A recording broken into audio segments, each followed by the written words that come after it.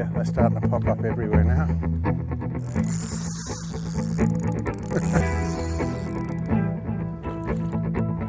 Yeah, there's a snapper on pop. And if you have a look there, it's actually crushed both those hooks. There we go, yep, we're on. Oh, he's excited. The other thing we've got to watch here is sharks. There's quite a lot of bronze whalers around at the moment, and bull sharks, and they've been hammering a lot of the fish we've been hooking. That's the unfortunate part of longish fights, but here he comes. There's colour.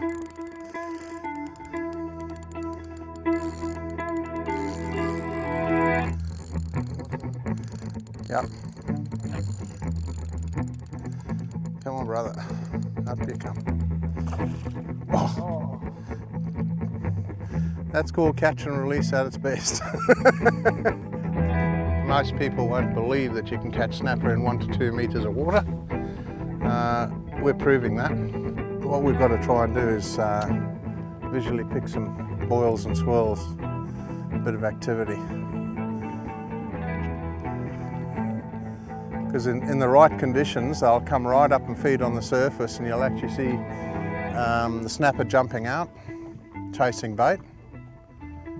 So often, catching more snapper is all about making sure you're fishing when they are more actively feeding.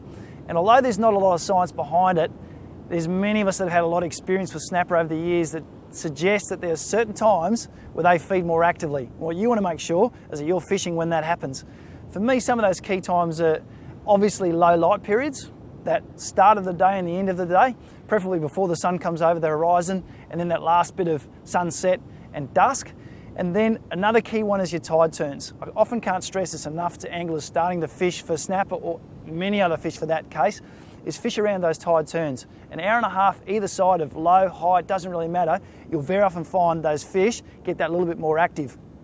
Other variables like moon phase, sometimes moon position in the sky as it comes over the horizon, as it sets. Sometimes when it's directly beneath your feet or above, you'll find the fish get a little bit more active. But more importantly, the stage of the moon. Those 3 to 4 days before and after the full moon and the new moon, so many anglers around the country will find that they catch more snapper at those times. The fish just get that little bit more tuned in and more active.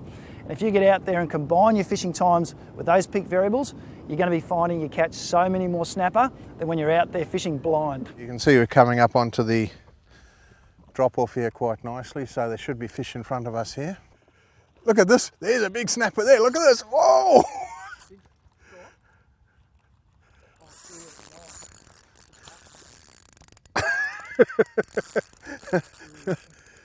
That was the first one was a big one and I pulled it away from it.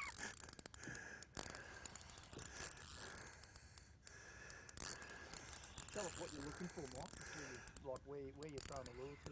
Well, what we're looking for is any surface action where it gives indication these things are feeding, because they're pushing up right near the surface.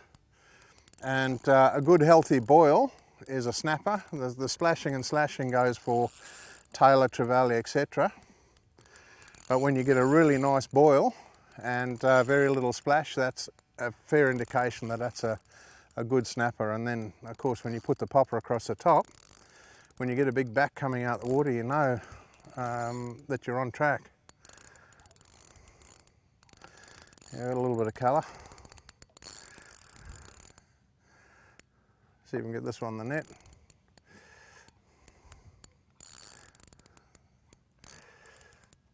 Let's pop the net down, right? See if we can get... Absolutely gorgeous in the morning sun, and nice little fun-sized snapper. Now these things will be going off for about the next 30 minutes and then they'll go deep. So what we're going to do is try and get a good solid one. The one I missed before this one grabbed it was a very solid fish. A good surface retrieve for the Moreton Bay snapper is the good old walk the dog retrieve. It's a case of casting that lure as far as possible, keeping the rod tip high, and then jiggling that rod while keeping a slow and consistent retrieve. Get that lure walking side to side, and any snapper down beneath are going to start looking up pretty quick.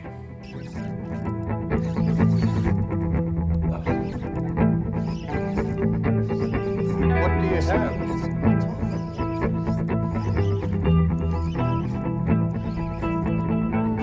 Surface action had gone a little bit quiet.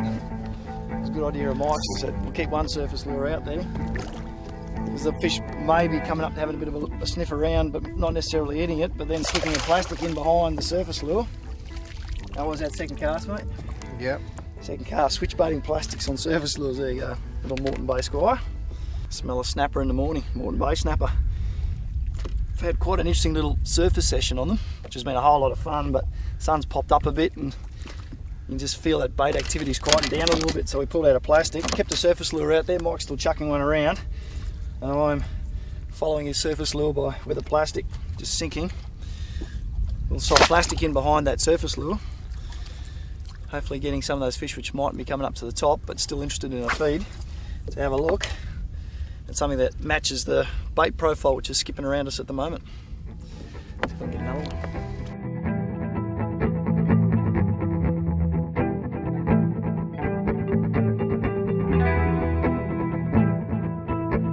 The reef ledges that abound the Moreton Bay Islands are a great place for bait fish to hold, and that means they're also a great place for cruising snapper to get an easy feed.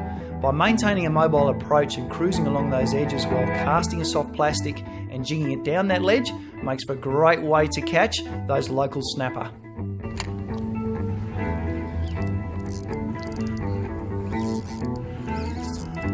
There you go. That's a snapper.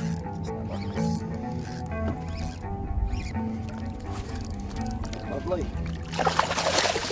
Moreton Bay Squires are fairly average sort of size fish, Mike. Yep, and these are the fun size fish that you get most of the time here. And about the mid 40 centimetre mark. Yep. These are lovely fish to catch. They do get a lot bigger in Moreton Bay, but the average size from here, maybe another 10-15 centimetres, and there's your average Moreton Bay Squire. Very easily caught on a well presented bait, soft plastic or hard bodied lure. Key is, Mike will tell you, find the bait, present it to them well, away you go.